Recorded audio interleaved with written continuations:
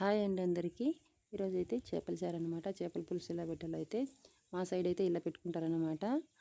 Next ఏంటంటే ఎక్కువగాని మసాలా ఏమి ఉండలేదన్నమాట వీటికి. నేనైతే ఫిష్ కర్రీ పౌడర్ కూడా వేయనన్నమాట. న్యాచురల్గా అల్లము, వెల్లుల్లి, కొత్తిమీర ఇలాంటివే వేస్తానన్నమాట. ఎక్కువ మసాలా అయితే తగ్గించేస్తాను నేను ఈ మధ్యన. నెక్స్ట్ ఏంటంటే ముందుగానే చేపలకి పసుపు, కారము, ఉప్పు కొంచెం అయితే వేసేసి పక్కలో పెట్టేస్తానన్నమాట. తర్వాత తిరగబాత వేసేసి మసాలా అంతా చేసుకుంటాం కదా, మసాలా అంతా మొత్తానికి నూరుకొనేసి ఈ అల్లం లైట్గా కొంచెం వేసుకుంటాను అనమాట. వెల్లుల్లి ఎక్కువ వేసుకుంటాను. అవంతా వేసుకున్న తర్వాత కర్రీకి నెక్స్ట్ అయితే తిరగబాతులోనే వేసుకుంటాను అనమాట. ఎందుకంటే అది పచ్చి పచ్చిగా ఉంటుంది కదా, ఎక్కువ ప్రాసెస్ అయితే ఉండదు కాబట్టి. ఇవంతా వేసి ఒకసారిగా ఉప్పు దానికి తగినంత ఉప్పు కొంచెం వేసుకుంటాను అనమాట.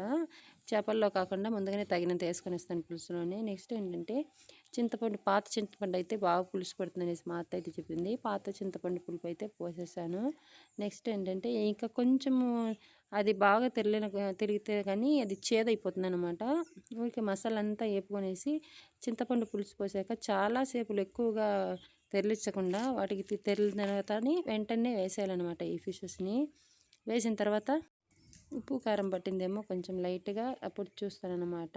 అప్పుడు లాస్ట్లో కొంచెం ఉప్పు తక్కువైతే ఉప్పు వేసుకుంటాను అనమాట. పైన లాస్ట్కి కొత్తిమీర చల్లేస్తాను. మొత్తానికి రెడీ అయిపోయింది. ఇంకా తర్వాత ఇంకా అది కాయం చేసిన తర్వాత అయితే అన్నం పెట్టేసి ఈ చేపలకైతే ఎప్పుడు కానీ మేము ముద్ద చేసుకుంటాం అనమాట.